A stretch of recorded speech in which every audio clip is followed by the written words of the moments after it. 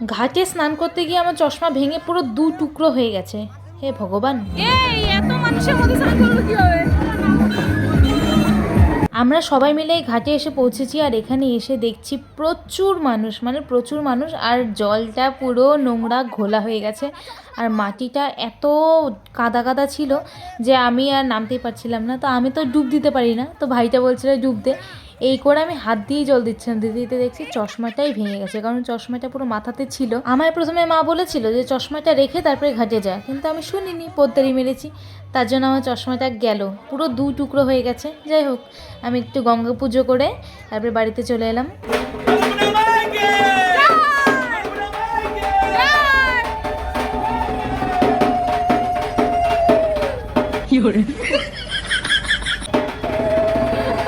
যাই হোক, তারপরে সবাই মিলে বাড়িতে এসে ঘট প্রতিষ্ঠা করলাম। দেখা হচ্ছে পরের ব্লগে। টাটা।